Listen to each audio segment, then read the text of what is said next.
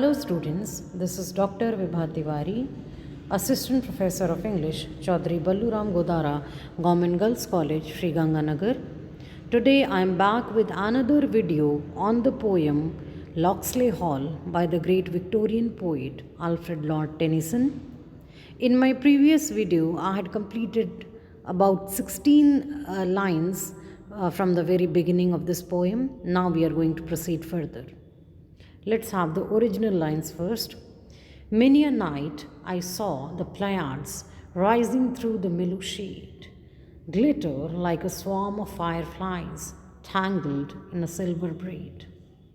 Here about the beach I wandered, nourishing a youth sublime, with the fairy tales of science and the long result of time.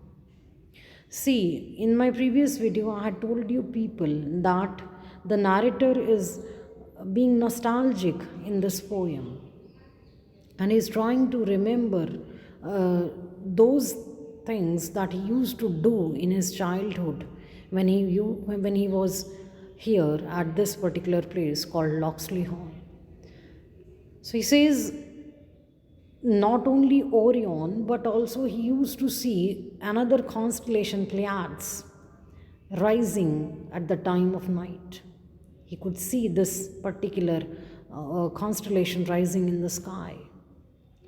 Glitter like a swarm of fireflies tangled in a silver braid. He says this constellation appeared to him like a swarm of fireflies because it was all full of glittering stars. The glittering stars appeared to him like fireflies. See, a beautiful simile has been used by him here. The constellation has been compared with a swarm of fireflies. So he says when he used to see Pleiades, it appeared to him as if a swarm of fireflies has risen, and the glittering of the stars has been compared to the glittering of the fireflies. And those fireflies, as if they were tangled in some silver braid, it appeared to him whenever he looked at the constellation Pleiades. Here about the beach I wandered, nourishing a youth sublime. He says many a times he used to wander at the beach at Locksley Hall.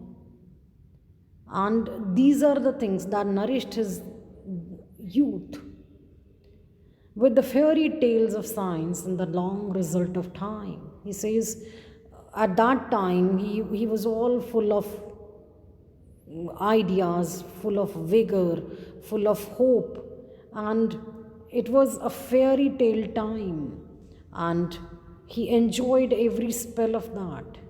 It was the result of time. That means it was something which time had given him. That's why T is capital here. Time has been personified. It was something which time gave him, and it was just like a fairy tale of science for him.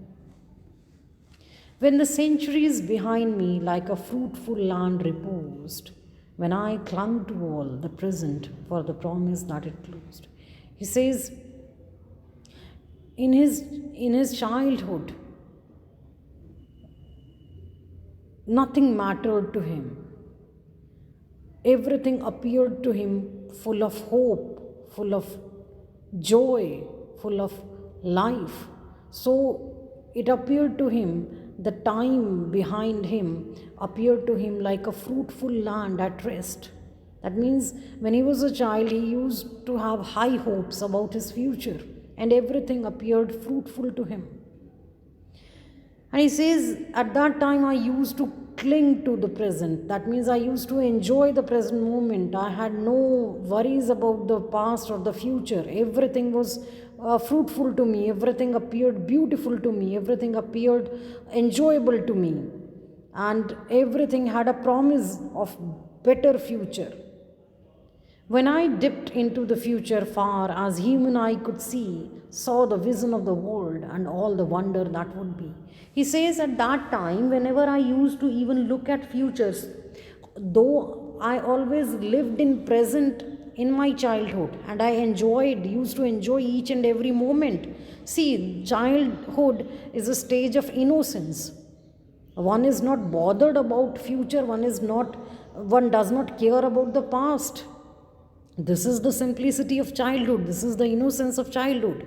Same was the case with the narrator also. He says, I had no worries in my life, and I never cared for the past, nor just was afraid of the future.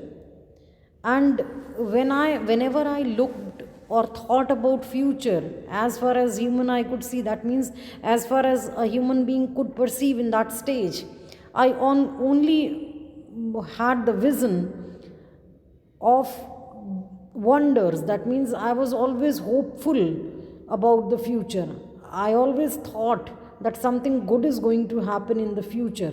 I had no worries, I had no complications in my life, and life was very simple and full of innocence at that time. So present only mattered for me, and if ever I thought about future, it was all full of promises of betterment. So these lines very beautifully capture the spirit of childhood. Childhood is the stage of innocence, when one is not bothered about what is going to happen, or one does not fret about what happened. So that is the best time of life, the golden days of life. So that's what perhaps the narrator also wants to say. That's all for today. In my next video, I'm going to take this poem further.